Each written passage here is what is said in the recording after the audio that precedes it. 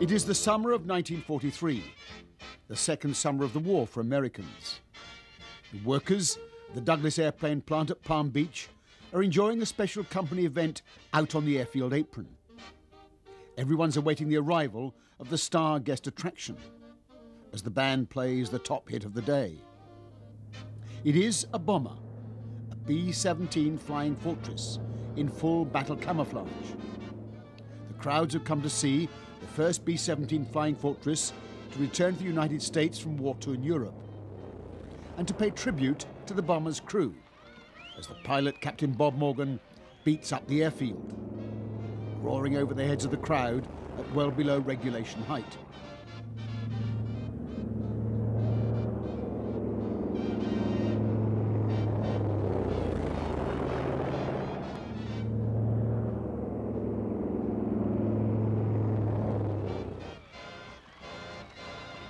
Although some are so engrossed as to miss the landing of the bomber altogether, which Morgan skillfully brings to rest in its appointed place of honour. But why have these Douglas aircraft workers poured out onto the airfield to celebrate the arrival of this Boeing Fortress? Why the applause, the band, the ceremonial, the air of rejoicing? The answer is simply that this aircraft, the Memphis Belle, and more importantly, her 8th Air Force crew, are at this time unique. They have brought the smoke of battle, the reality of a distant European war, to a people who know nothing of that struggle, other than the brief radio and newsreel reports.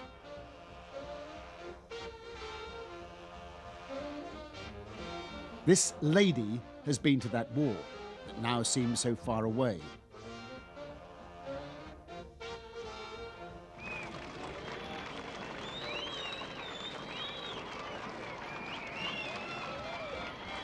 These 10 young Americans have flown and survived 25 bombing missions over Europe. They have become national heroes.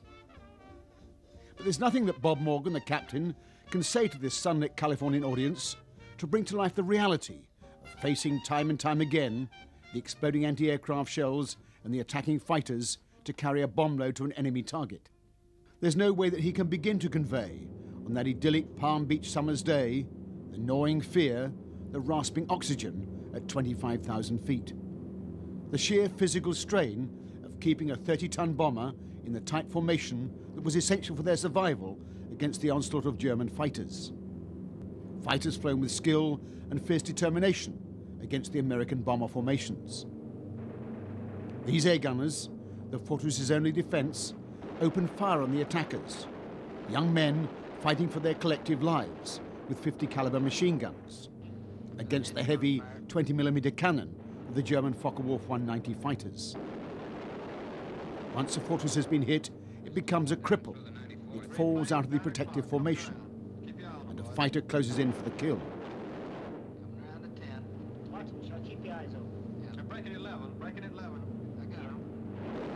As the Belle's gunners fight for their survival and score a hit, another damaged fortress strays from its station. The formation reaches the start of the bombing run over the target, and all around the deadly anti-aircraft shells explode. The bombs fall away to the German target 25,000 feet below.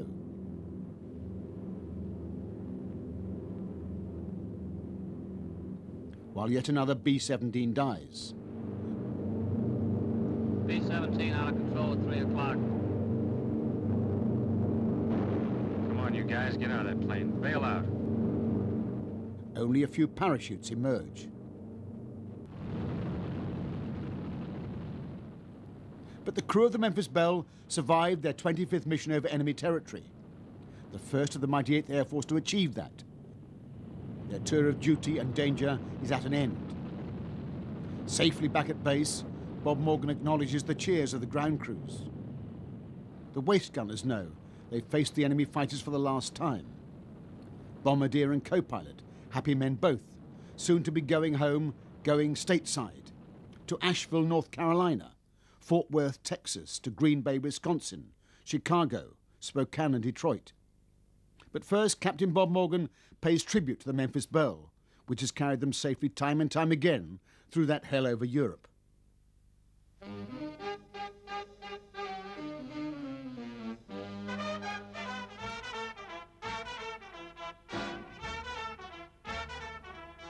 Today, at Palm Beach, in front of this applauding crowd, that hell must seem like another planet.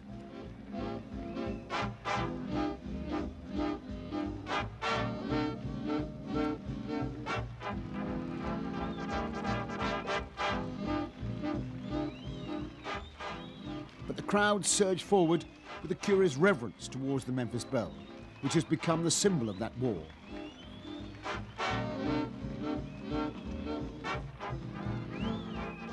They want to touch and leave their mark on the battle-scarred bomber.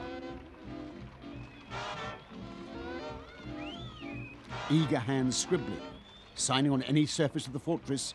They sign their names with anything on anything, with crayons, pencils, fountain pens, lipstick. It was almost as if victory had already been won on that summer's day in Palm Beach with the jazz band playing.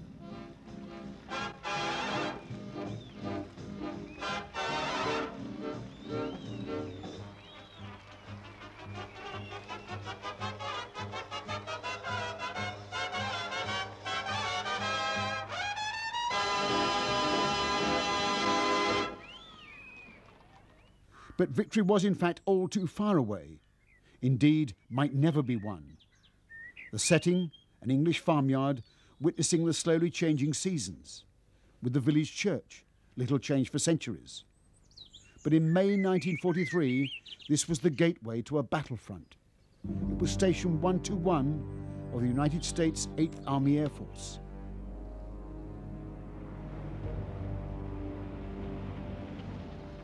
The peace of the ancient farmyard was now shattered by brash newcomers. These B-17s belonged to 324 Squadron of the 91st Bombardment Group, one squadron of one group of the mighty 8th Air Force ranged right across Britain.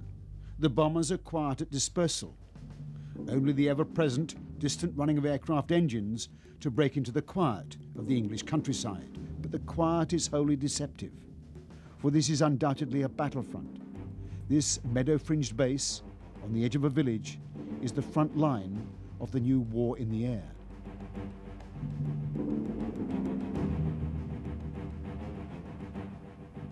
The fact that this powerful strike force existed at all by the summer of 1943 was little short of a miracle.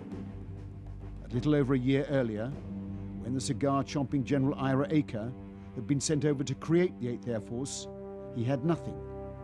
No planes, no crews, no airfields, no spares, no supplies. Within a year, he was well on the way to creating this immense force able to strike fear into the heart of any enemy. It would have over 4,000 aircraft to throw into battle. And a major part of the miracle was that everything about it, every item, had to be shipped from the US. All the tools, spare parts, aviation gasoline, oil, guns, ammunition, food, clothing, medical supplies, trucks, everything needed to create and maintain a vast air force had to be shipped across the Atlantic.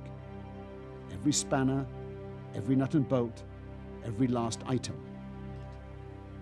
Both the air crews and the ground crews were assigned an aircraft. It was theirs, both to fly and to keep in first-rate flying condition. The aircraft are Boeing B-17Es, the definitive version of the wartime flying fortress. Maximum speed, 317 miles an hour. Bomb load, 4,000 pounds. Range, 3,200 miles. It was armed with no less than 11 50 caliber machine guns, hence its name. And it was a tough old bird.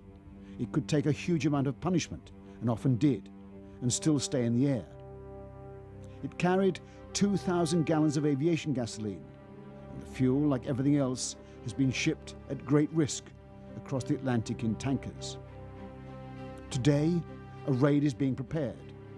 One by one, 36 bombers at Station 121 are fueled and await bombing up. Though as always, there is one that is a reluctant ship, with the ground crew harried by their crew chief to clear the last-minute snags. In this case, the number 2 engine was misfiring when tested. It will be serviceable by takeoff time. Meanwhile, well away from everything else, the bomb dump. Though bombs were unfused, and therefore supposedly safe, nevertheless handling them was never without risk. Already at one American base, An unfused bomb had exploded, setting off the entire dump of 1,200 tons of high explosive, killing 5 men and destroying 5 bombers. The bombs, still unfused, are taken on special carriers to the waiting aircraft.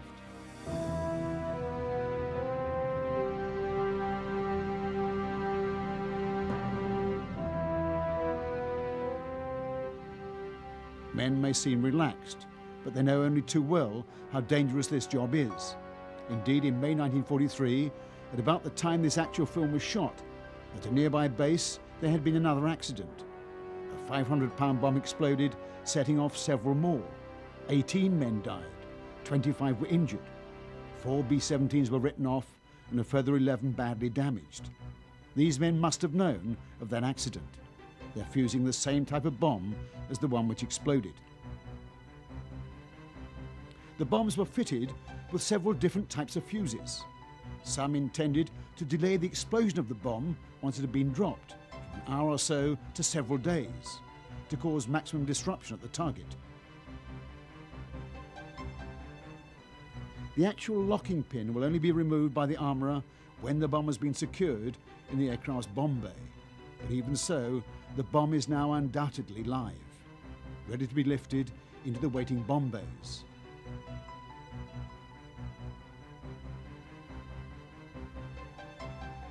The small windmill is fitted to arm the bomb as it falls away from the aircraft. And dropped from 25,000 feet, these bombs achieve a terminal velocity of 750 miles an hour, breaking the sound barrier and then smashing through steel and concrete before exploding. They are carefully, very carefully, loaded into the waiting aircraft. The B-17s are now ready to go to war, fueled, bombed up, awaiting their crews. It is now 07:30 in the morning. At 0800, the pilots, navigators and bombardiers, all officers, troop in for the briefing. No one knows the target yet, although the rumours are rife. It's to be a tough one, into Germany itself. The bomber group's commanding officer unveils the target. It's to be the German naval docks at Wilhelmshaven. For Bob Morgan on the left here, this raid has a particular tension. It is his 25th mission, the last of his tour. The CO gives details of the raid, the route, the enemy defences, the flak and the fighters. They will be severe in defence of a key naval target. The squadron will fly as 4 flights of 3 aircraft. Bob Morgan will lead B flight with the Memphis Belle. All the men in the room know that their very survival depends on this formation strategy, each aircraft covering its neighbour. All the watches are synchronised.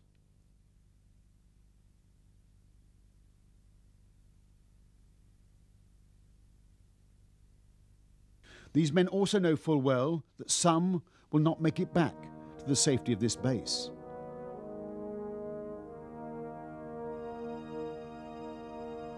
As the last of the bombs are loaded, the 10-man crew of the Memphis Belle go through a routine that is all too familiar.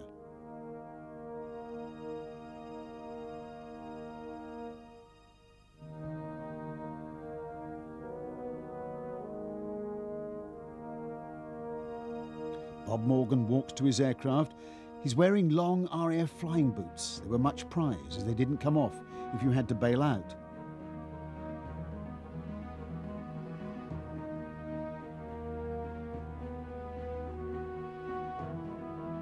He checks the flight plan with the navigator and talks briefly to the crew that has been through so much together.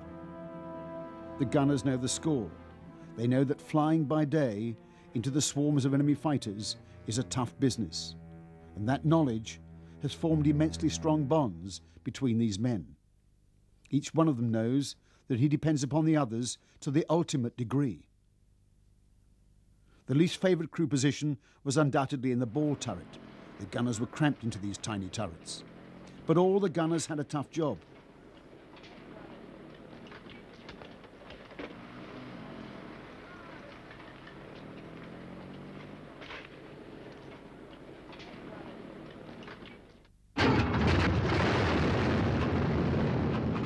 4 engines are American Wright Cyclone radials, delivering nearly 5,000 horsepower in total.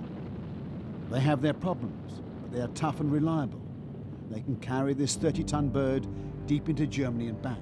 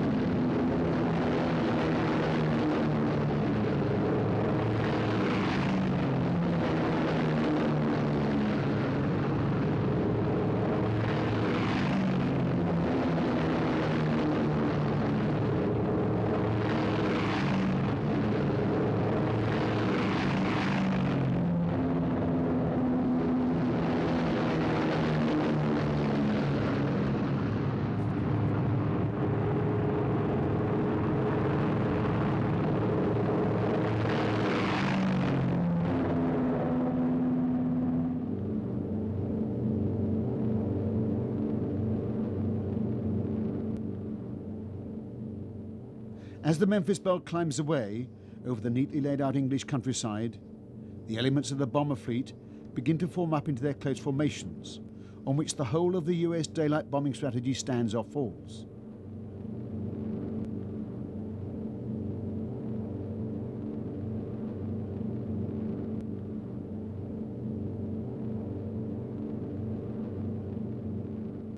With the big raid, that formation could take up to an hour to assemble. All the while the enemy is listening out for breaches of radio silence to gain early warning of a raid. Bob Morgan, as flight leader, skillfully eases the Memphis Belle into position with minute control and throttle adjustments, aware that every move he makes affects the other aircraft.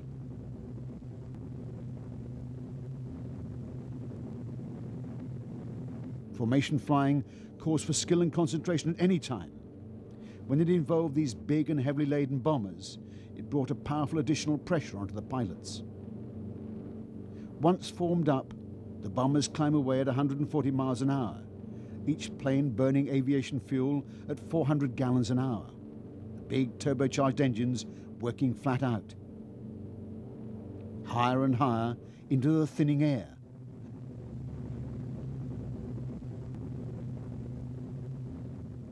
Throttles needing constant adjustment to keep in formation.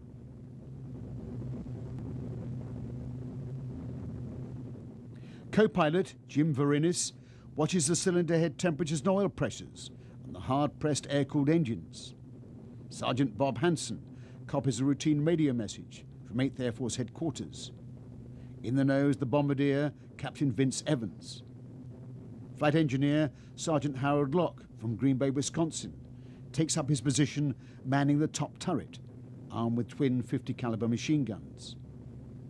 Film director Major William Wyler checks a camera for Memphis Belle the movie of a real live raid. Sergeant Quinlan, teenage tail gunner, begins to quarter the sky behind the aircraft. The ball gunner squeezes into his small domain as the formation will now be showing up on German radar. Captain Morgan calls to the crew, 10,000 feet, put on oxygen masks. 10,000 feet and still climbing hard to the operational height of 25,000 feet, 5 miles high.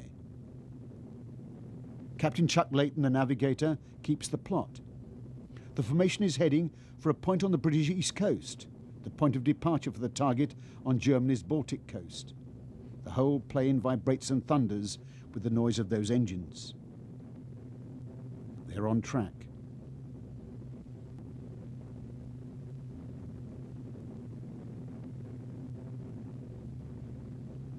Each man, though vigilant, is alone with his thoughts about this mission. Many aircraft have been destroyed on or near the 25th raid. The number is no protection.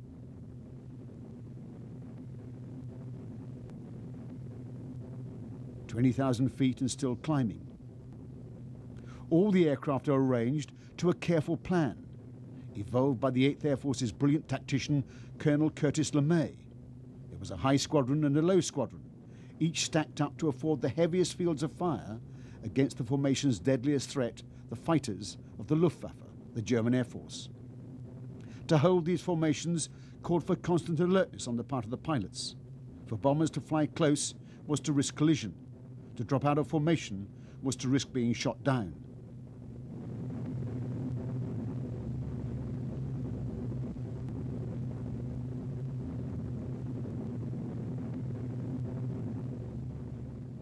The eastern coast of England slips below. Ahead, the cold North Sea and the hostile enemy coast.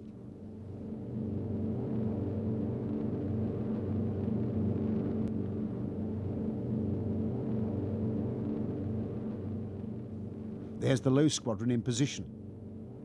At last, the formation is at operational height, 25,000 feet. This is the outer limit of the air war in the 1940s. As the ships level off in the cruise, the fuel consumption drops to 200 gallons an hour, though some rogue engines are known as gas hogs and have to be watched to stop them draining the tanks.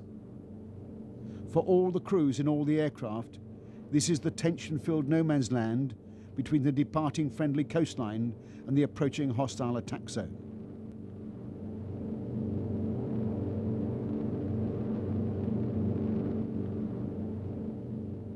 The ice on the perspex reveals the harsh world outside.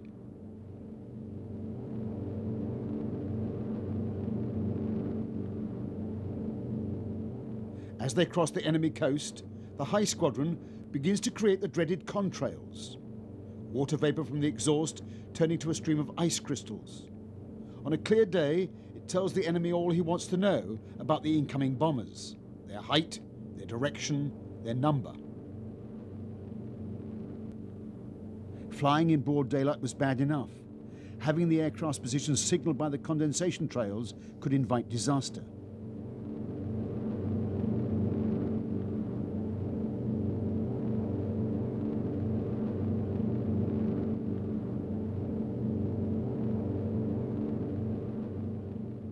But the enemy has radar too, and the approaching formations are now being plotted.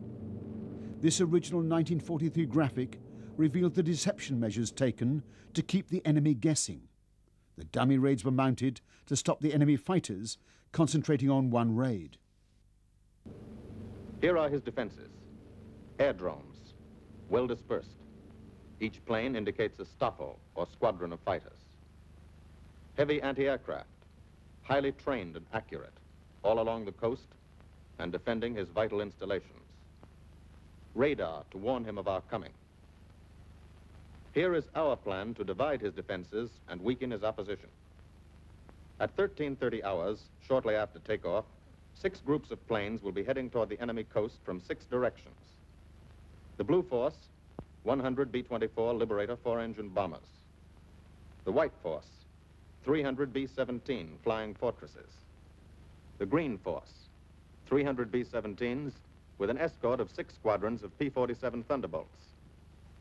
A force of B-26 Marauders, twin-engine medium bombers with 6 squadrons of RAF Spitfires escorting. Almost 1,000 planes and over 8,000 men in the air. The enemy alerts all his airdromes. But which is our main force? What are our targets? Where should the Nazi controllers send their fighters? It's our job to make them guess, and guess wrong. A half hour later, at 1400 hours, the Blue Force will be heading east across the North Sea with the White Force following. These enemy fighters are tied down, waiting to meet them, and will not be able to attack the Green Force. These fighters must come up to attack the Green Force, and thus will be no threat to the Blue and White Forces. The B-26s and Spitfires will bomb and strafe a key rail junction, diverting these 6 Staffeln and preventing the enemy from concentrating too many fighters on the Green Force, which is scheduled to bomb an aircraft factory at Hanover. At 1430 hours, the Blue Force will threaten this entire coastal area of northwestern Germany. Which target will it be? Flensburg? The Kiel Canal? Or will it turn suddenly and bomb Hamburg, Wegesack, or Emden? Actually, it carries no bombs at all. It's a decoy and keeps the fighters from the northern area busy while the White Force, the main effort, heads for the submarine pens of Wilhelmshaven. Thank heaven the contrails have ceased, for the formation is now over Germany itself. Below, fighters are about to scramble, and the anti-aircraft gunners are watching their radar plots to get the height, the course and the speed of the bombers. The tight formations close up even tighter. Guns are cocked. All the crews are tense, awaiting the enemy's first strike. For there, 25,000 feet below, is the enemy coast. It is the gateway to Fortress Europe, and it is heavily defended.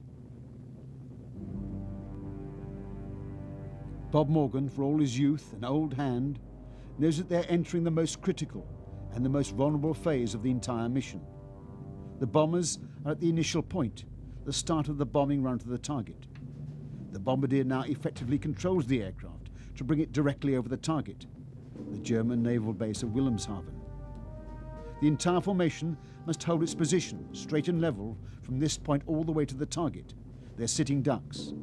There can be no evasive measures, no twists and turns to escape from the anti-aircraft fire erupting all around the bombers. The German 88mm flak guns are the best in the world. They have the height precisely right. The heavy shells are exploding directly in the path of the aircraft. The Memphis Belle is now fully committed to its bombing run.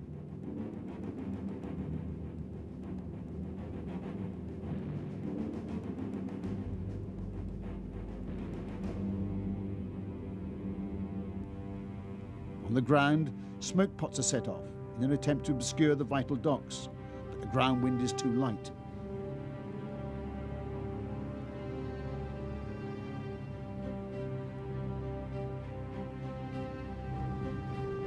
Meanwhile, the guns set up an intense box barrage, a wall of bursting shells through which the bombers must fly. A near miss, so close the heavy bomber is rocked by the blast. Morgan adjusts the throttles to maintain formation.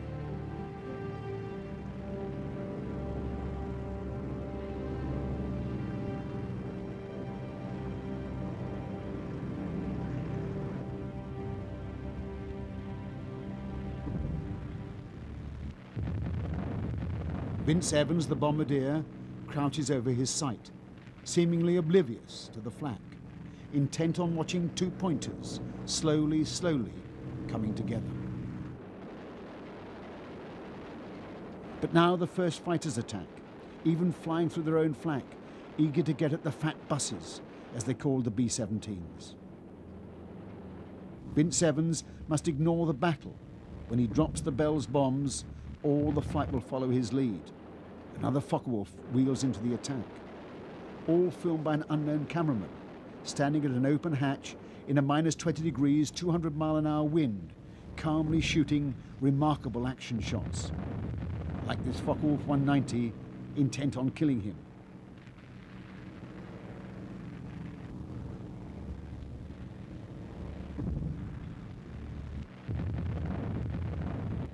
Another bursting shell rocks the left-hand bomber into a near collision with the Memphis Belle. A B-17 up above is hit and begins to trail smoke, but it holds to the bombing run. The flak gets thicker, and the pilot struggles to keep the Memphis Belle straight and level. Where is this target? When will it come? To all the crew, the final run over the target seems like an age, passing in slow motion.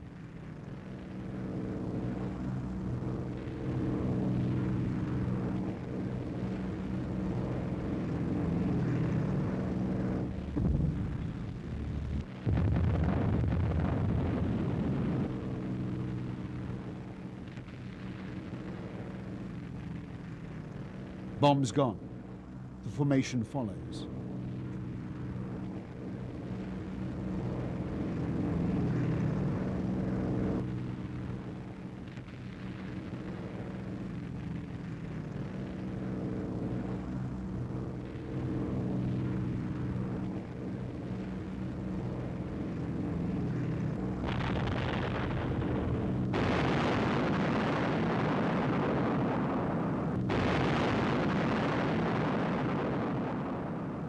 The target is enveloped in smoke and flames.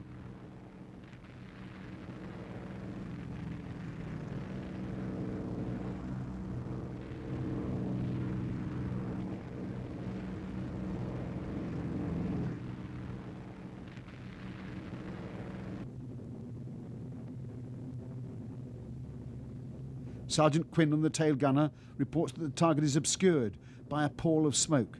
Now turned at last, turned for home. Despite all the bursting shells and the fighter attacks, the formation has held together. But home, the airfield amongst the English meadows, is a long way away. The flak stops. That can only mean one thing: fighters.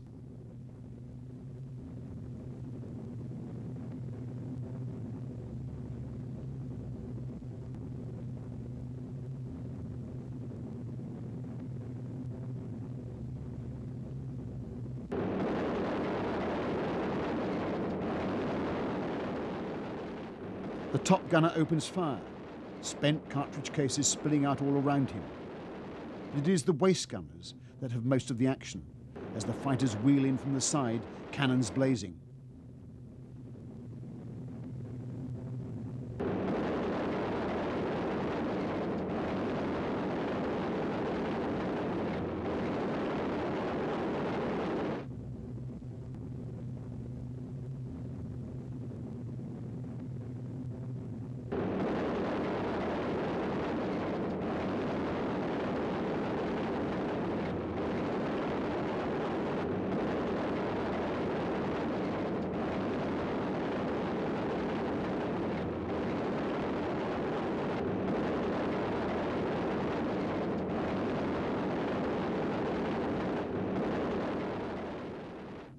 Remember, these gunners are filmed in action by a combat cameraman.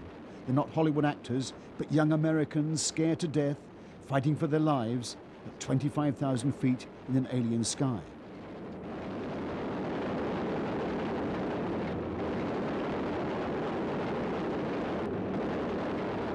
Check that B-17, Chuck, 3 o'clock. Loader smoking. Fighters 10:30 coming around. Those 10:30 upper or lower?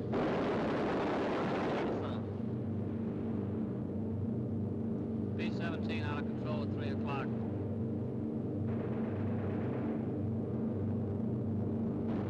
Come on, you guys, get out of that plane. Bail out. There's one. He come out of the bomb bay. Yeah, I see him. There's a tail gunner coming out. Watch out for fighters. Keep your eye on them, Bill. See any parachutes, Quinlan? 2 parachutes open. Black at 9 o'clock. 8 men still in that B-17. Come on. Get out of there. There's 3 more shoots. Flak, 11 o'clock. Fighters, 6 o'clock. ME-109 at 3 o'clock. Keep after him, Mitchell. I see him. I'm on him.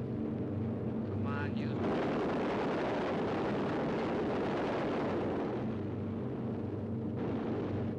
I got him.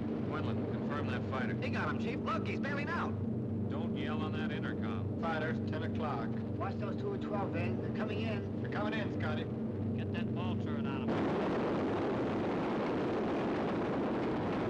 Save the ammunition. possible.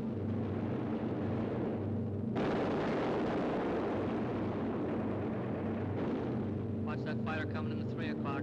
He's coming in a half roll. Pull her up, Chief. Pull her up.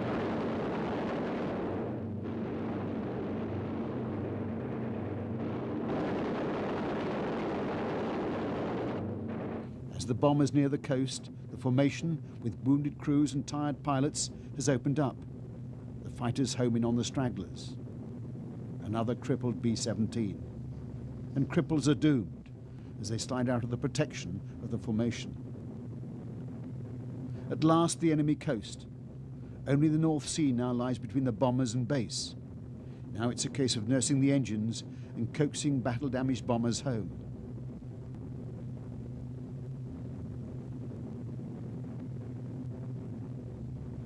Below the Memphis Belle, with agonizing slowness, the low squadron of the 91st heads westward towards that English airfield. At the home airfield, all is still. It is the worst time of waiting. Waiting for the distant drone of the returning bombers, their bombers, carrying roommates and off-duty friends who took off this morning on yet another dangerous mission. They try now not to notice the rows of waiting ambulances.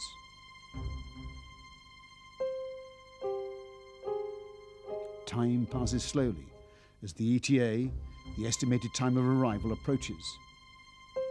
A false alarm as a damaged B-24 from the Blue Deception Force makes an emergency landing. But even as the B-24 lands, there is the sound of those distant engines. The RAF liaison officer and 2 WAFs watch from the control tower. And there's no mistaking it now. Here they come, just specks in the sky. 1,000 men count specks. Some hurry to the dispersal point to wait. Those with binoculars try to read the aircraft numbers. Coloured flares, that means wounded on board, to alert the medics and the ambulances. The men in the base hospital know what that means, to have suffered an agonizing, pain-racked journey home on the metal floor of a freezing bomber. The bombers with wounded on board are given priority to land. As the first bomber makes its landing approach, those watching wonder how many and how badly wounded are they.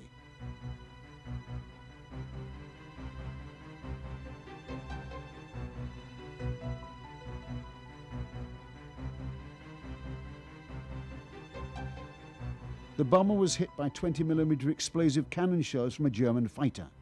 The radio man and a gunner hit by shrapnel, serious but not fatal. The pilot flew the plane back, though suffering from a badly injured leg.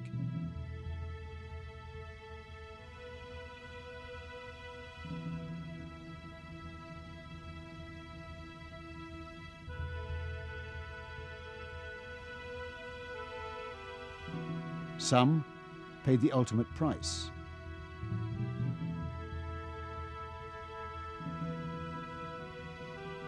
A gunner in one plane is too badly hurt to be moved. A doctor gives him a blood transfusion by the gun he manned.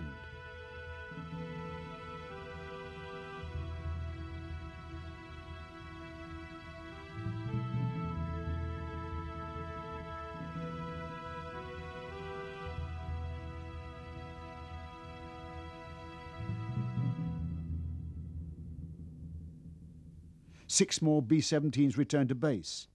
36 left that morning. 20 have landed. The 21st lands without a scratch.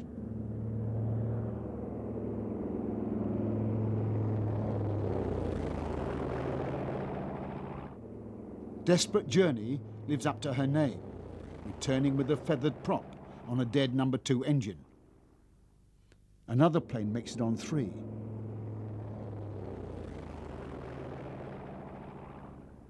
Southern Comfort made it home this time with substantial damage.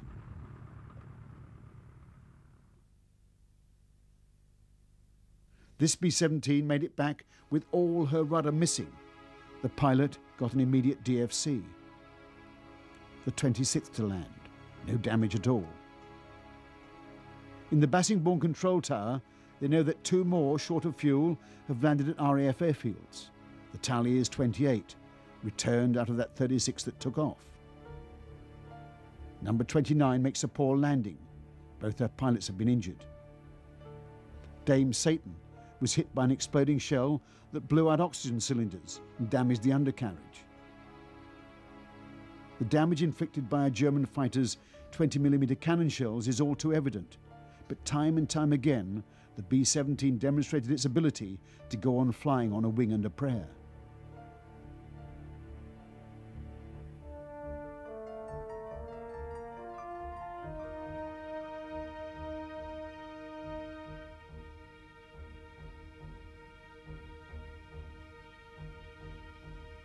The crewmen can indeed smile at their skill and good fortune.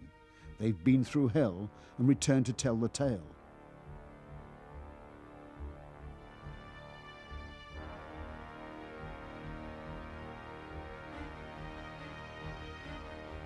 This one made it home after a number 3 engine fire burnt through wing and elevator. They owe their lives to self-sealing fuel tanks, to the undoubted skill of the pilots and the toughness of the Boeing airframe. And they will be able to recall the precise details of these flights for years afterwards, perhaps all their lives. Old Bill made it home, just. It was attacked head-on and raked with cannon shells. The navigator was killed, both pilots wounded, as was the bombardier, the top turret gunner and the radio man. Out of the entire 10-man crew, only 2 gunners were not injured. Colonel Curtis LeMay himself was on hand to get information on German fighter tactics. Tension released, the crewmen talk out the mission. These young Americans have seen too many of their fellow countrymen die. They only want to talk among themselves.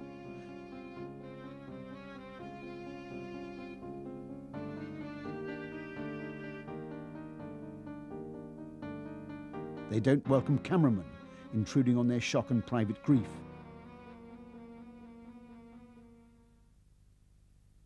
In the Bassingbourn Tower, the group commander, Colonel Ray, is still watching and waiting for more aircraft to return. It is the final flight, led by the ship that everyone had hoped would make it this day, the Memphis Belle. Bob Morgan circles his plane over the Bassingbourn field. The navigator and the bombardier celebrate the end of this, their final mission. These guns have fired their last shot in anger.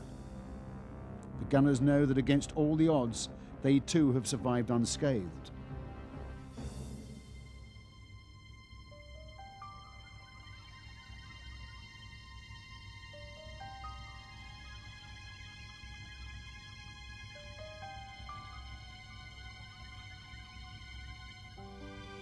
This could be the final approach that the Memphis Belle will ever make at an English airfield.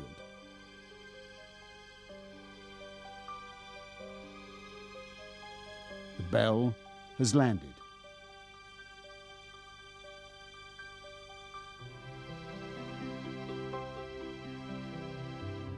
What thoughts flood through Bob Morgan's mind as he eases his plane to rest?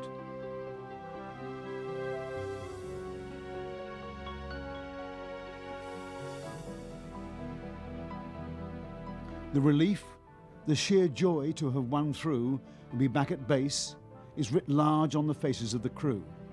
They can scarcely contain their jubilation. They have been through so much together. Their war may now be over, but they will remain comrades for life.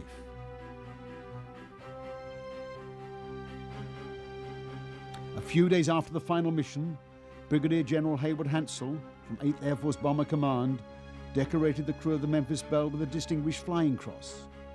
4 officers of the 6 enlisted men added the award to the proudly worn 8th shoulder badge. Each man is personally congratulated by the young general, himself a pilot. As another fortress taxis out on another mission, the officers and crew stand to attention in the aircraft slipstream, each with his newly awarded decoration earned in the toughest air front of the entire war. The 9th of June, 1943, a final parade of honour. The man who created the 8th General Ira Aker himself arrives to give Captain Morgan his last orders. With the crew at attention, in their flight jackets, the General issues Morgan with orders for a 26th mission, to fly the Memphis Belle back to the United States, to pass on his and his crew's invaluable experience in fighting the enemy to the thousands of aircrew in training there. What no one on that June day could know was that the Memphis Belle apart, not one of the other aircraft seen in this film would survive the war, and very few of the crews. For the 91st Bombardment Group went on to lose a total of 197 B-17s in action, the highest losses of any group in the 8th. For this was not the victory, this was not the end, it was only the beginning. The mighty 8th went on to mount some of the most daring bombing missions of the entire war in pursuit of that objective, to dismantle the German war machine. In doing so, it lost over 5,500 bombers, each with its crew of 10 young American airmen.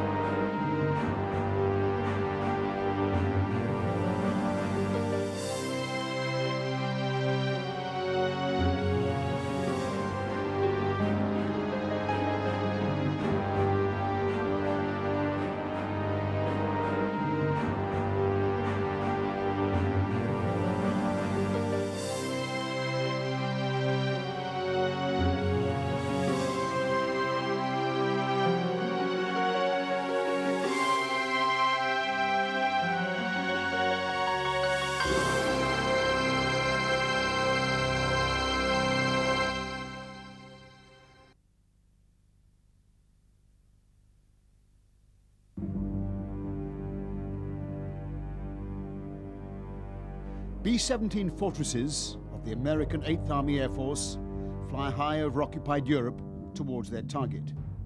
The intense cold of the stratosphere instantly freezing the moisture of the exhausts into icy condensation trails.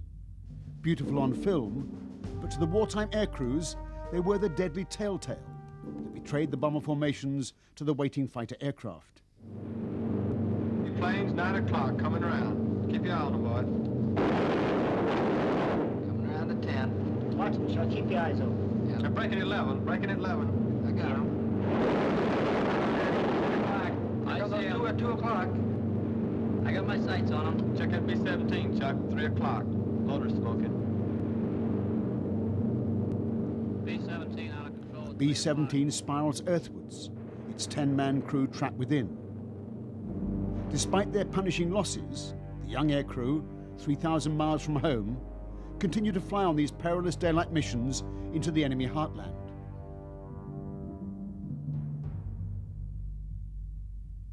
Before the mighty 8th, America had never had a long-range bomber force. It had never needed one. So this was an experiment, a new departure on a huge scale. Day one had been on the 17th of August 1942, the base Grafton Underwood in England, United States Army Air Force Station 106. Their primary weapon was the Flying Fortress, which took its name from the remarkable number of guns it carried. But the key question was, could it survive in daylight combat against battle-hardened German fighter pilots? These are the first who are about to test the belief that these big aircraft can fly by day and survive the onslaught of flak and fighters. General Ira Aker, creator and commander of this brand new strike force, addresses his men. We've been doing a great deal of very hard work, and I know how eager everybody's been to get on an actual operation. It's here. We're going to work.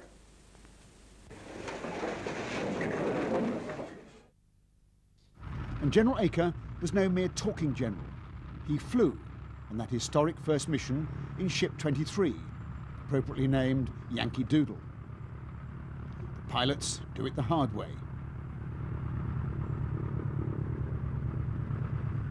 Enlisted crewmen go through the conventional hatch. But the waist gunners do the entire trip, standing in open gun ports. On this still calm August day, this historic bomber force is launching an offensive that will go on without cease for over 1,000 days to come.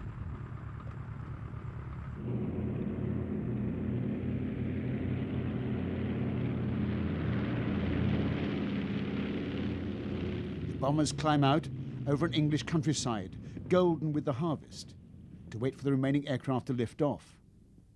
Then they form into flights of 3. This was the very key to the US bombing strategy. By daylight, they were immensely vulnerable targets. Each plane could only survive if it was covered by its neighbour's guns. Today, the target is a soft one, a railway marshalling yard at Rouen, just a hop across the channel into German-occupied France. Among the pilots is Major Paul Tibbets on his very first raid. 3 years later, he was to pilot the B-29 to drop the atom bomb over Hiroshima. The lead bombardier checks his optical Norden bomb sight. This was the latest US secret weapon, claimed to give them a pinpoint accuracy from 20,000 feet. Bomb doors open, and 37,000 pounds of general-purpose demolition bombs straddle the target. On that first raid, only a single German fighter attacked the formation, and he was claimed shot down by a B-17 gunner. Anti-aircraft fire damaged one fortress, but it made it home. It was a gentle baptism for a bomber force that was to go through hell on earth over the next 3 years.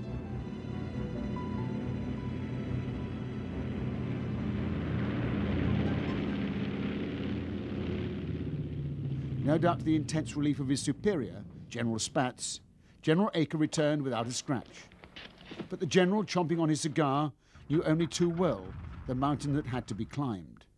Today is the first time the American heavy bombers have been in action in this theater, manned by American crews and American squadrons. General Acre, commanding the Bomber Command, led this flight, and he may like to say a few words. Yes, our target was a marshalling yard and roundhouse for the repair of locomotives. A very large one and a very important one to the German effort. And for the US home newsreels, a carefully staged debrief of one crew. Yes, we got a pretty good burst in our left wing, and looks like some shrapnel in our tail surface. Nobody in the crew? Horizontal tail. No, no one was injured. Nobody hit. Well, as near as you could tell, did all the boys get into the target? Practically all the bombs hit somewhere on the target, and the main bunch of them hit right where they were supposed to. It was indeed only a start, but the build-up was rapid and relentless. And remember, for this new Air Force, every aircraft, every airman, every bomb, nut and bolt, and spare part to keep it operational, had to be ferried across the Atlantic. It was a remarkable operation, never before attempted by America or anybody else for that matter. And with growing confidence from January 1943, the 8th began to tackle the real objective, to dismantle the mighty German war machine. It was a tough objective, perhaps an impossible one. It meant flying deep into the enemy heartland to attack vital targets such as aircraft factories and oil refineries and ball bearing plants, like the key one at Schweinfurt, attacked first on a famous raid in August 1943. These target names became the epitaphs of thousands of young Americans who lost in the cause of unescorted daylight bombing. The Hunters, deadly Messerschmitt Me-109G fighters, armed with 20mm cannon. Fast, beautifully flown, the fighters pounced on the stragglers, their cannon easily outranging the B-17's machine guns. In 1943, German fighters were destroying well over 10% of bombers sent on each daylight raid, often much more. For all their toughness, B-17s, racked by deadly cannon fire, were cut out of the sky.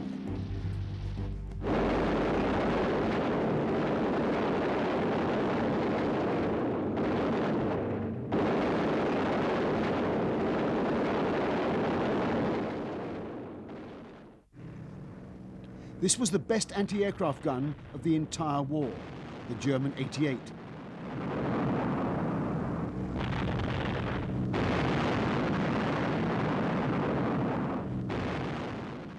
It could hurl a shell 5 miles straight up into the tight formations of the daylight bombers. This gun became a killing machine. Despite flak and fighters, the American belief in, one might almost say obsession with daylight bombing, went on, thanks only to the immense courage of those aircrews who climbed back into their aircraft day after day to go back into that merciless battle.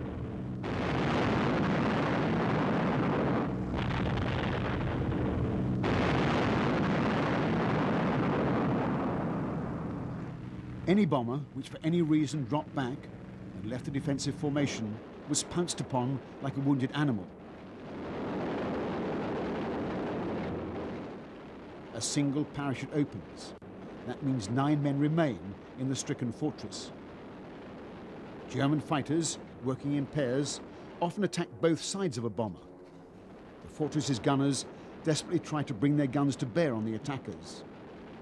But the classic fighter attack was from astern. Silence the rear gunner and then close in for the kill. The heavy explosive cannon shells inflicted immense damage.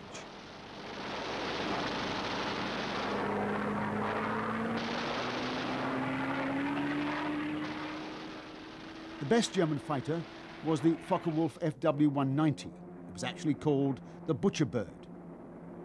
The German pilots signaled their success. They believed firmly that they could win this war of attrition. As the fighters are refueled and rearmed, young Luftwaffe pilots, like their RAF counterparts in the summer of 1940, are jubilant at their success against the Americans' fat buses, as they called the B-17. All too many of them lay shattered in woods and fields along the flight path.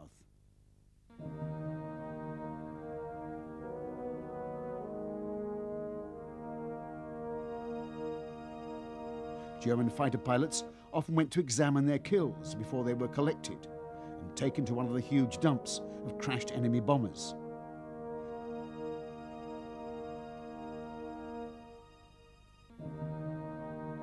This is a mountain of salvaged bomber engines.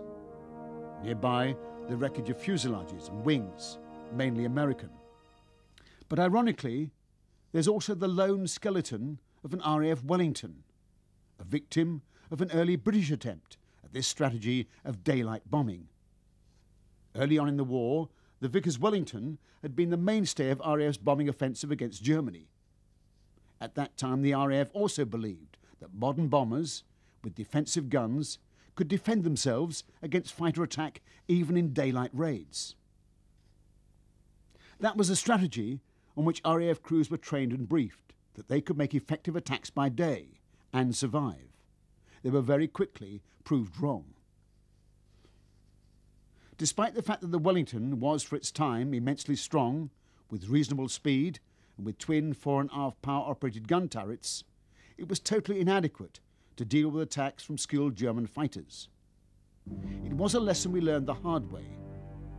24 Wellington crews had been briefed for a raid on the big enemy naval docks at Wilhelmshaven. It was intended to vindicate the theory of daylight bombing operations. It proved to be a disaster.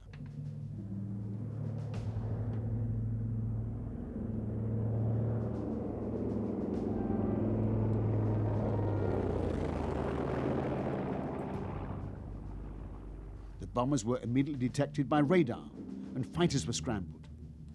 Messerschmitt 109Es, flown by battle-hardened pilots who had fought in the defeat of Poland.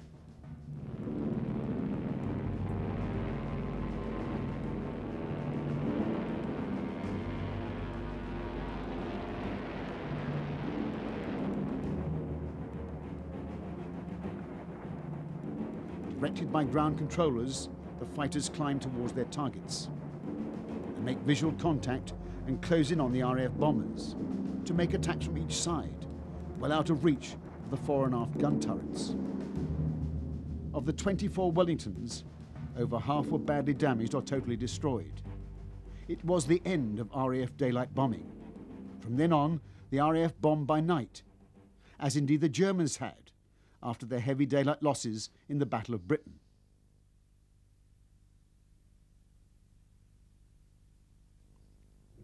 From early 1943, 4-engine heavies of the RAF, of which by far the best was the Avro Lancaster, led the relentless bombing offensive against Germany. They flew by night. Night after night, hundreds of Lancasters, Stirlings and Halifaxes took off to fly across a blacked-out Europe.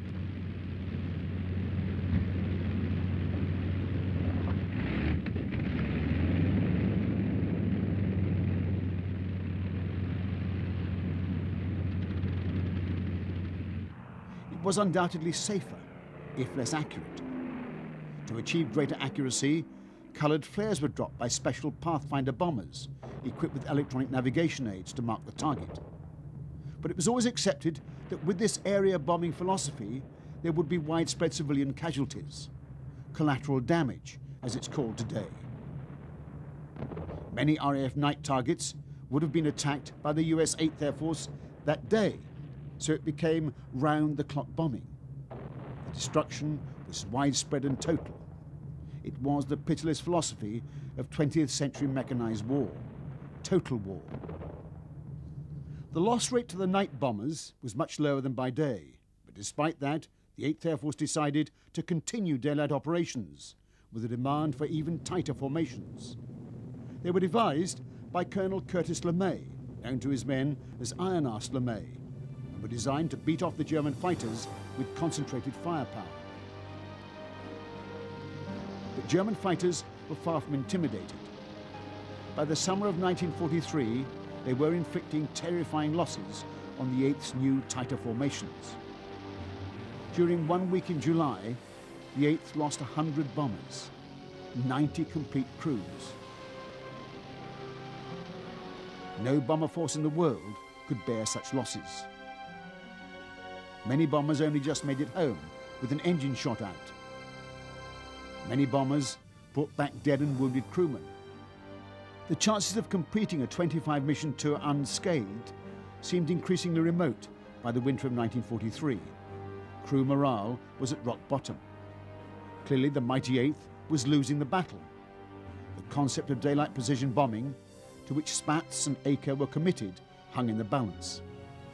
It was a desperate crisis. US bomber crews were not trained or experienced in night flying and navigation.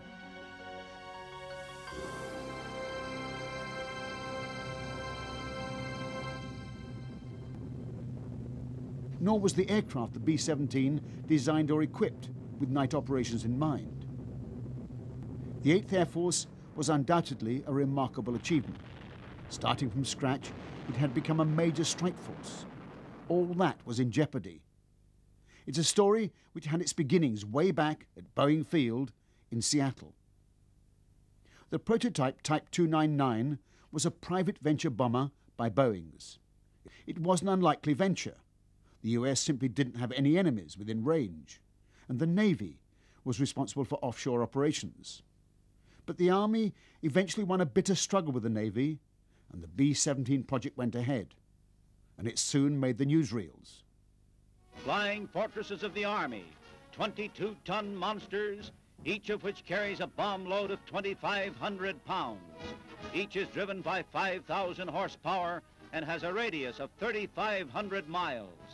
Formidable figures expressing power in a glowing sky. When the American Defense Chief of Staff, General Marshall, observed the war games in the summer of 1941, he witnessed a commendably mechanized force in action, very much influenced by the 1940 concept of the German Blitzkrieg.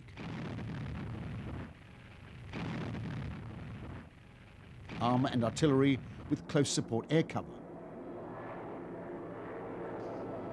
But the role of the Army Air Corps had up till then been seen purely as a tactical bombing and reconnaissance force, with close cooperation between aircraft, armour and artillery on the ground.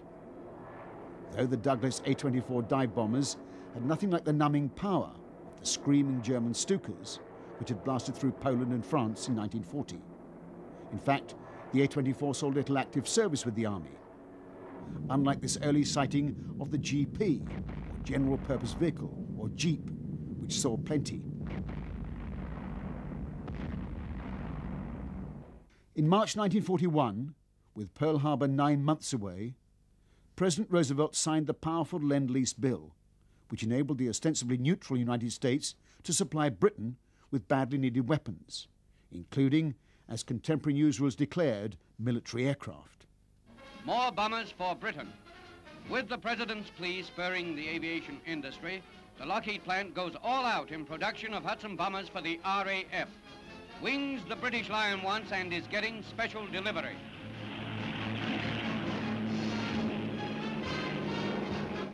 Flying fortresses for Britain.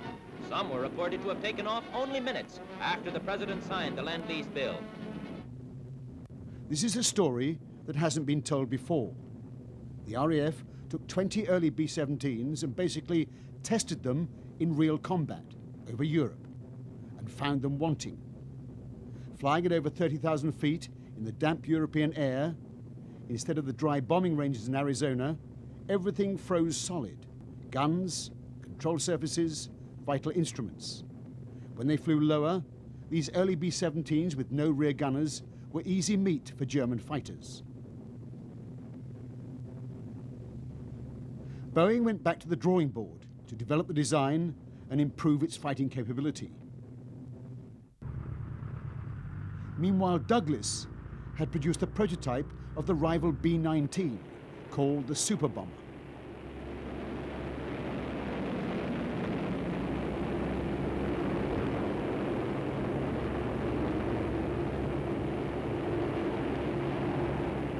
Perfect takeoff, and the big 2,300-pound wheels fold gracefully into the fuselage. Inside the B-19, Pilot Umstead is at the wheel. Everything is calm and casual. Or does that cigar indicate a little nervousness? Well, with 8,000 horsepower and a crew of 10 under your command, you might be nervous too, mister. Gun turrets are all over the B-19. Each wing also is designed to carry 6 bombs. It was now clear that America would need a large long-range bomber force, but it was by no means clear which aircraft would win out. It's now a matter of history that the big B-19 never went into production. Perhaps the handling told against the Douglas aircraft. This is certainly a landing to remember.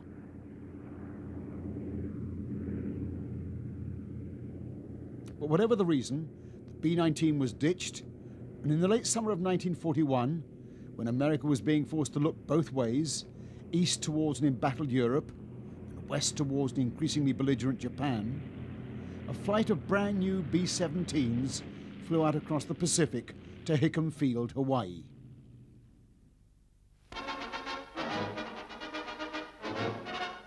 After their 2,400-mile trip from the United States, 21 of the Army's flying fortresses line up for inspection at Hickam Field, Hawaii, one of the world's largest air bases.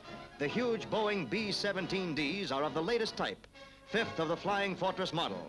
Their flight from San Francisco took only 13 hours and 59 minutes. Their presence here points up the importance that Washington attaches to maintaining United States power in the Pacific.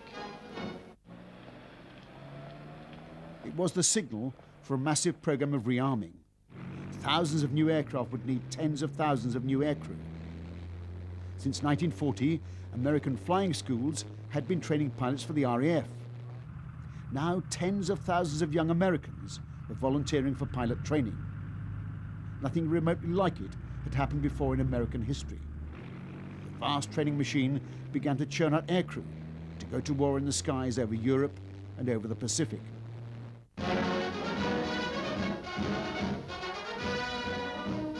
Flying cadets of Uncle Sam's Air Force. From a nationwide network of civilian aviation schools supervised by the Army, they come to Randolph Field. After 10 weeks of primary training, they are ready for the West Point of the air.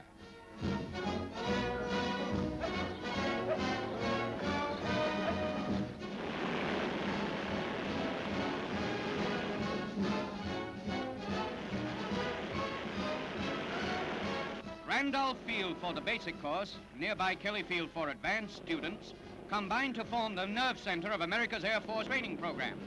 Expanding U.S. defense calls for the schooling of 30,000 pilots each year. There's plenty of room for young men, 20 to 26 years of age, with at least high school education, training for a peacetime profession or training to serve their country's defense. Meanwhile, Uncle Sam is building an Air Force to match any in the world. In the summer of 1941, it seemed pretty much a game. They wing their way to gunnery practice, and you'll see how skillful the sky shooting is. A sleeve target is released and towed near Galveston, Texas. They're to swoop down on that. Peeling off. In disciplined maneuver, the planes of the squadron swoop down on the target as it's towed along, a mark for bursts of machine gun fire.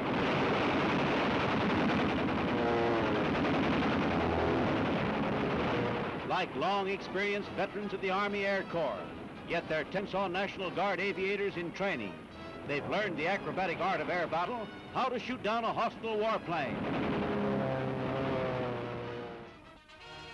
In December 1941, what had seemed a game became a grim reality. The bombing of Honolulu as the Japanese, in their stroke of treachery, attacked the city. This is the Waikiki residential section, famed for beauty in the paradise of the Pacific. Vandal havoc wrought by the Japanese bombers. At the upper part of the screen, there you can see them. The people are bewildered by the blow without warning. Water main burst by bombs. These pictures give the city aspect of the sudden sky assault.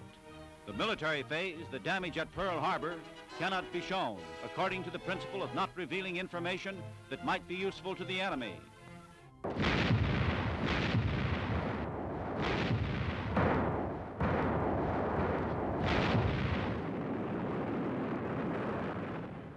Oh, 0800 hours local time, December the 7th, 1941. These are the scenes that, familiar today, were withheld from the newsreels. 3,000 American servicemen and civilians killed, 4 big American battleships sunk, 4 more badly damaged, 10 other capital ships lost. Most of the B-17s flown to Hickam Field were among the 350 American aircraft destroyed on the ground on that day. The stream of trainees for aircrew became a flood tide. Spectacular flypasts of graduated cadets became the common stuff of newsreels. And the bombers needed skilled navigators. All US Air Force pilots and navigators were commissioned officers, while the tradesmen were enlisted men. Hundreds of thousands of skilled men had to be trained to service an eventual 15 US Air Forces worldwide. You have woken a sleeping giant, Admiral Yamamoto warned the Japanese War Cabinet after Pearl Harbor. He was correct. No country on earth could challenge the United States in industrial production. And the no longer sleeping giant began to churn out engines and aircraft on an unprecedented scale. First time in the air, the world's mightiest bomber, B-17, newest air fighter for the U.S. Army and the RAF, is filmed from a United airliner. This was the prototype of the definitive wartime fortress, the B-17E, improved after the combat experience gained from the RAF. Moreover, the B-17 was joined by a second heavy, the B-24 Liberator. A giant Army B-24 bomber arrives for inspection by 78-year-old Henry Ford. Bodies for the big ships will soon roll off Ford assembly lines. Edsel Ford reveals that a few hundred Ford engineers have been in California getting production details for Father Henry. This B-24 Liberator is taking off to join the RAF's Coastal Command for convoy protection, utilizing this bomber's very long range, while a B-17 in full war paint follows, bound for England and the 8th Army Air Force, which was now planning audacious raids deep into occupied Europe, like the vast oil complex at Ploiești in distant Romania. Out of range of bombers flying directly from England, but just within range of aircraft flying via newly occupied North Africa. These remarkable pictures are the only ones to have survived one of the most daring raids of the entire war. The strike force of nearly 180 aircraft flew at treetop height to get beneath the enemy radar, right across southern Europe, heading for the vital center of Hitler's oil supplies. They found the target, but confused communications and the sheer difficulty of identifying the precise bits of this vast complex at high speed, at low level, played havoc with the raid. The bombers flew on, but the intense flak caused very heavy losses. The camera ship is rocked by an exploding American bomb just below it. The surviving bombers head for home, leaving blazing oil tanks below. Not all the assigned targets had been attacked, but the price in men and planes was huge. The track was marked by the fires of destroyed aircraft.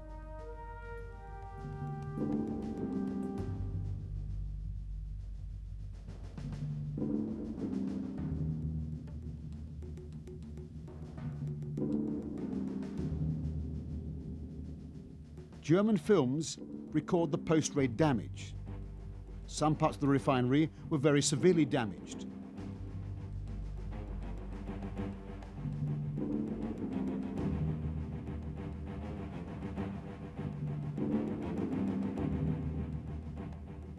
But it would have to be attacked again.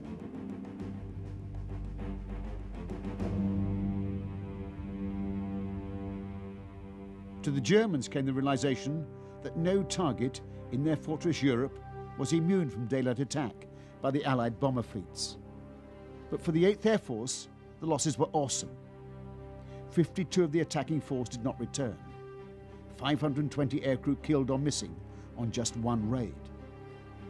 Even the surviving bombers, climbing up over the Ionian Sea, heading back to their bases, many were damaged beyond repair. All nursing their engines to squeeze maximum range out of these aircraft. When the B-24s of the 8th returned to their bases in the UK, they had survived one of the landmark raids of the war, a raid that would go down in history.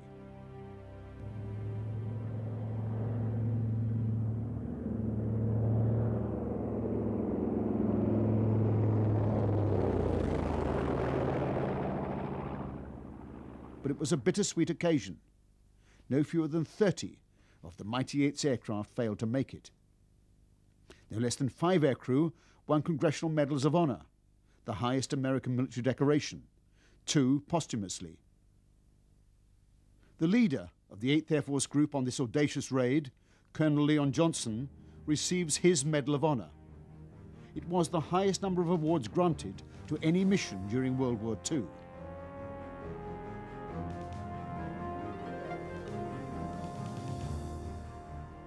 Any aircraft that survived the raid carried the symbol with pride. This bomber, Boomerang, lived up to its name. It always came back.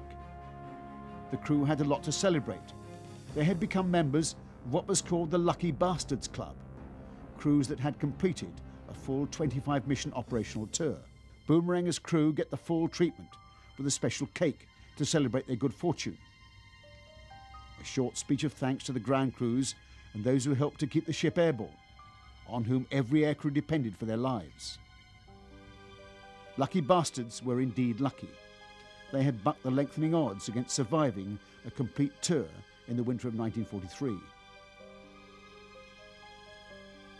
And like the Memphis Belle before her, the reward is a hero's return to the peaceful skies of America.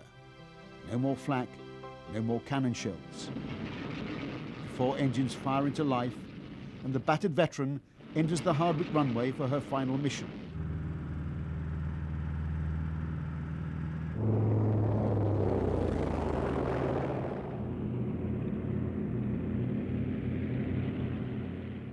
Goodbye the mighty 8th, next stop America. But for the aircrews of the 8th, there was no breaking the routine. These bombers were being prepared for yet another raid. Maximum effort was the order, as war-weary crews and war-weary aircraft were ordered to distant German targets. The B-24s now had power-operated front gun turrets to deal with deadly head-on fighter attacks. Even so, as the pilots lifted their heavy bombers into the grey, cloud-covered skies, they knew the score. Daylight bombing was immensely costly in both men and machines.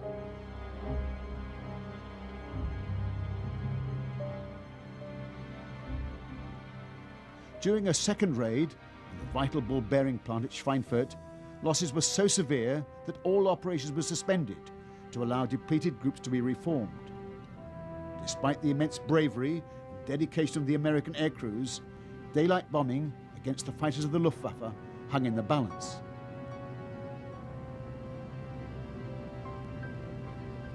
These gunners cocked their guns in readiness. Beneath the overcast, Luftwaffe fighters are scrambled.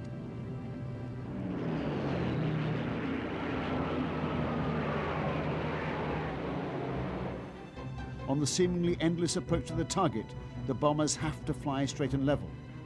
As the bombardier opens the bomb doors, flak erupts over the target.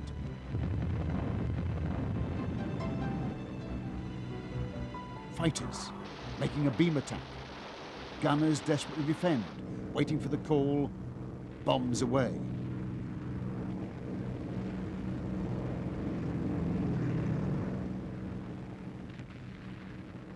As the formation leader releases the bombs and marker flares to the target, all formation bombardiers follow his lead to ensure maximum concentration of bombs on the target.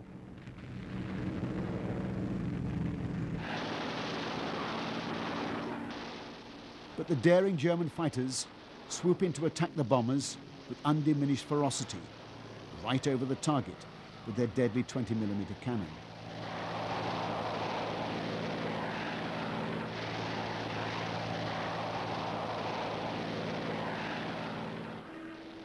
The fighters fly close to try to break up the formations. A Focke-Wulf 190 is hit. As a gunner claims the hit, the captain calls on a crewman to confirm.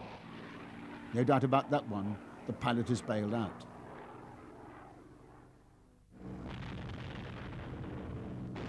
At last, the formation turns for England and the home airfield.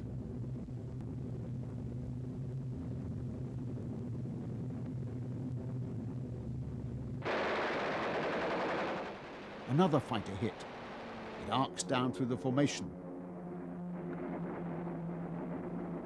As a B-24 goes down. And a B-17 limps home.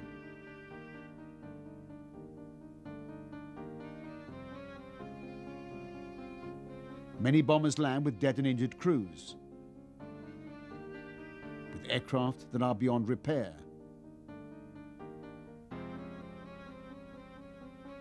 Crews hack at a damaged aircraft to allow medics to attend men who are trapped inside. A B-24 with a shut-up undercarriage makes an emergency landing and skids off the runway. The pilot thankful for the Liberator's toughness. But now it was clear to all that losses on this scale had become unsustainable. There were only two options: either reduce the scale of operations drastically or abandon daylight operations altogether and join the RAF in its mounting night offensive. However, there was in fact a third option, presented by the arrival of long-range escort fighters. The best escort fighter of the entire war, the P-51 Mustang. a range of 1,500 miles and a speed of 440 miles an hour, Mustangs could outpace any German piston-engine fighters. These aircraft suddenly provided the solution. With long-range auxiliary tanks, they could escort the bombers all the way to Berlin and back, and still have sufficient fuel for combat. It was the turning of the tide, to which the Germans would have no counter. So a new strategy emerged. The fighters' close support would radically reduce bombers' losses. But the superiority of the escort fighters was such that they could in effect challenge the Luftwaffe into a battle of attrition, a battle which the Germans could not possibly win. Luftwaffe pilots did not, like Allied pilots, fly fixed tours. They flew until they were killed or injured. The old ones were combat weary, the young inexperienced, though they all fought with courage and dedication. But now the feared Focke-Wulf 190, the Butcher Bird, was to meet its match. The hunters became the hunted.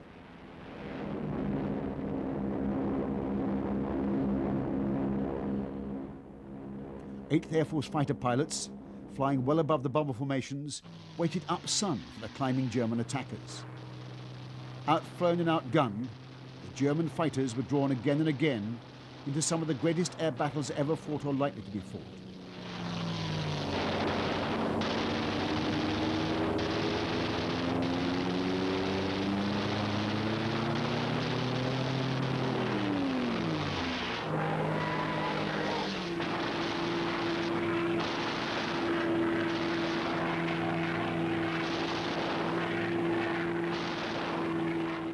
Among the American fighter aces, one was to become well known for his exploits after the war, as Colonel Chuck Yeager, the first to break the sound barrier.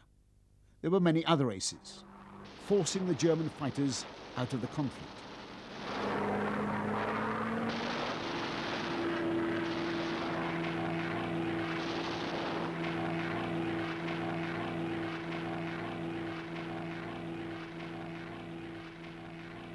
From ground level to the freezing skies above 30,000 feet, there was no escape.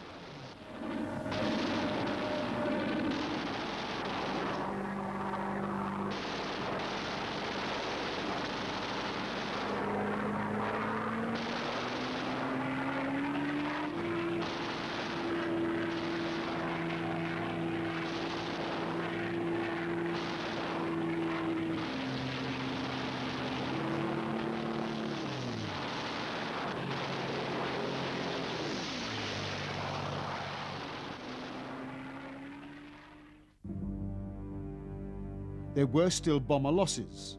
The tighter formation required for good fighter defense meant that the flak box barrage, through which the bombers had to fly, claimed many casualties. But the German fighters could no longer decimate the formations, bombing German aircraft and oil plants.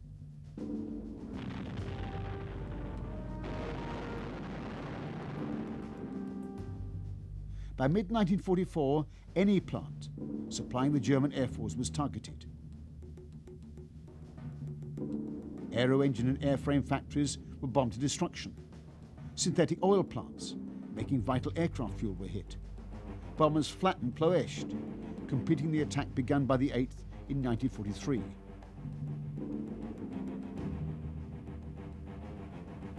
The Germans, by brilliant dispersal strategies, actually increased fighter production in 1944.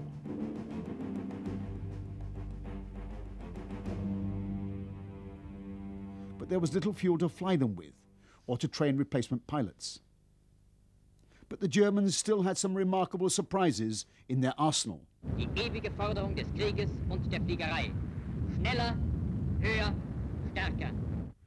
One was the 600 miles an hour rocket-powered Messerschmitt 163, the Comet, which could soar to well over 30,000 feet.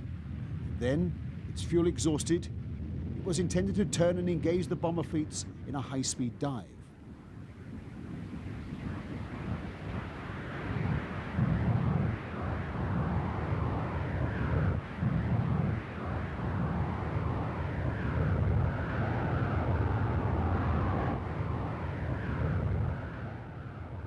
The plant making its fuel was bombed.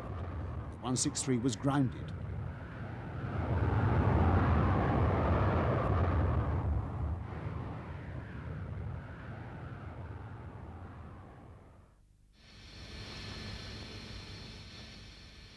The Me-262 was altogether a more formidable machine, the world's first twin-engine jet fighter. This sleek, shark-nosed fighter had a top speed of over 530 miles an hour, so it could outpace any Allied fighter and could well have devastated the bombing fleets. No less than 1,400 of these aircraft were produced, but Hitler had dictated it be used as a bomber. By late 1944, when that order was reversed, it was too late. There were too few of these magnificent machines to affect the balance of air power. After the war, General Gallon, the German fighter chief, said that if he'd had the 262 in 1943, which would have been possible, he could have stopped the bombing campaign in its tracks. Other tactical options open to the German fighter controllers were ignored. They could have attacked the long-range escort fighters as they crossed the German frontier, forcing them to jettison their drop tanks. That would have left them with insufficient range to penetrate deep into Germany, and so leaving the bombers undefended. German fighter bombers could even have attacked the vulnerable US airfields, all of which were well within range. Neither of these tactics was ever implemented. With fewer and fewer enemy fighters getting airborne, the US escort fighters were ordered to attack targets of opportunity. Anything that moved was a target. It was a license to create mayhem among enemy vehicles of every kind.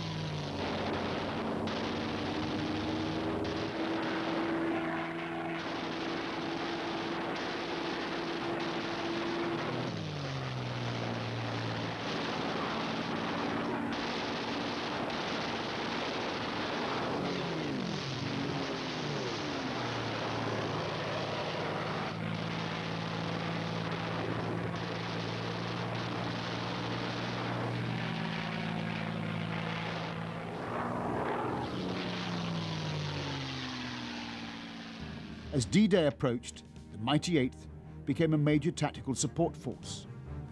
They attacked troop concentrations, supply dumps, fortifications on the coast of northern France, all to prepare for Operation Overlord, D-Day, the 6th of June 1944, the liberation of occupied Europe, the greatest combined landing assault in all of military history.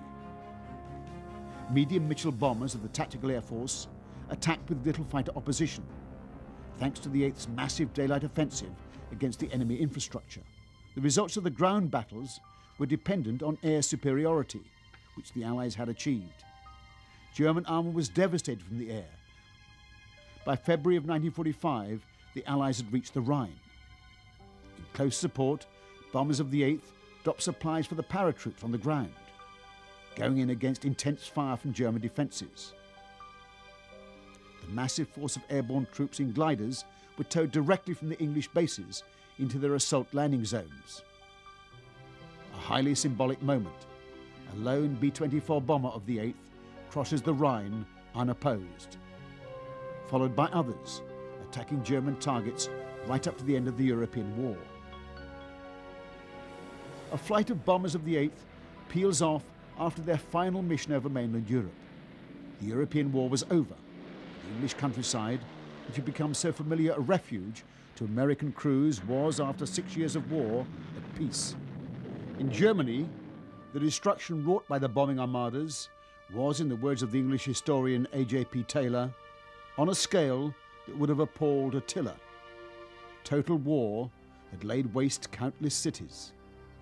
Strategic bombing had not by itself won the war, but it had made a major contribution in first stopping the enemy advance and then allowing the Allied armies to invade.